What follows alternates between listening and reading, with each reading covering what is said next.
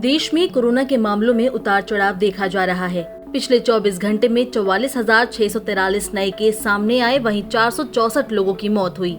Active case भी 4,14,159 हो गए हैं। रिकवरी की बात करें तो बीते 24 घंटे में 41,096 मरीजों ने कोरोना महामारी को मात दी है।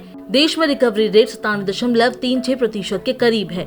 देश के कुछ राज्यों में कोरोना संक्रमण के मामलों में कमी तो आ रही है, वहीं कुछ राज्यों में संक्रमण अब भी बढ़ रहा है। केरल में गुरुवार को 20,000 से ज्यादा नए केस सामने आए, जबकि महाराष्ट्र में 120 मरीजों की मौत हो गई। कोरोना संकट के कारण कई लोगों ने अपनी नौकरी गंवा दी। इसी बीच महाराष्ट्र के मुख्यमंत्री उद्धव ठाकरे ने राज्य के लोक कलाकारों के लिए आर्थिक मदद करने का ऐलान किया है।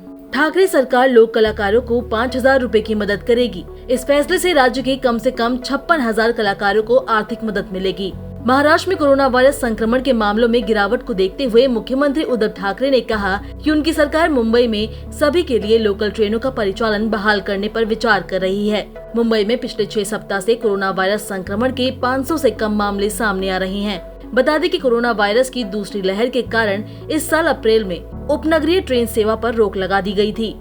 कई राज्यों में अभी भी कोरोना के मामले सामने आ रहे हैं, जो चिंता का विषय है। विशेषज्ञों ने तीसरी लहर की चेतावनी भी दी है। तीसरी संभावित लहर को लेकर माता पिता परेशान हैं, लेकिन उनके लिए राहत भरी खबर है। विशेषज्ञों का कहना है कि कोई जैविक कारण नहीं है कि तीसरी कोविड लहर बच्चों को सबसे ज्यादा प्रभावित करेगी। ऐसा कहना काल्पनिक है। कोरोना के कारण जिस तरह केस में लगातार तेजी देखी जा रही है, उसके पीछे डेल्टा वेरिएंट जिम्मेदार ठहराया गया है और अब वो धीरे धीरे अपने पैर बाकी और देशों तक पसारने लगा है। विश्व स्वास्थ्य संगठन के मुताबिक डेल्टा वेरिएंट अब 135 देशों में सामने आ चुका है और अब लग रहा है कि ये तीसरी लहर का भी कारण बनेगा। दुनिया भर में कोरोना के मामले 20 करोड़ के पार जा चुके हैं। विश्व स्वास्थ्य संगठन ने चिंता जताते हुए कहा कि लोग अभी भी लॉन्ग कोविड यानी पोस्ट कोविड समस्याओं से पीड़ित हो सकते हैं। विश्व स्वास्थ्य संगठन ने वायरस के संक्रमण के बाद की परेशानियों से जूझ रहे लोगों से चिकित्सा सहायता लेने का आग्रह किया।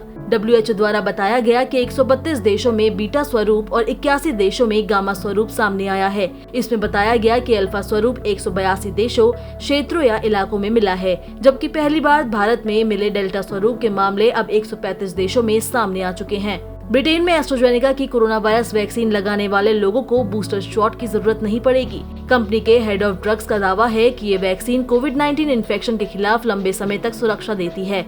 इसी बीच pharmaceutical company Johnson and Johnson ने भारत में सिंगल डोज कोविड वैक्सीन के इमरजेंसी प्रयोग की अनुमति मांगी है। गौरतलब है कि ब्रिटेन इसी वर्ष मई माह में single shot Johnson and Johnson corona virus vaccine के उपयोग को मंजूरी दे चुका है।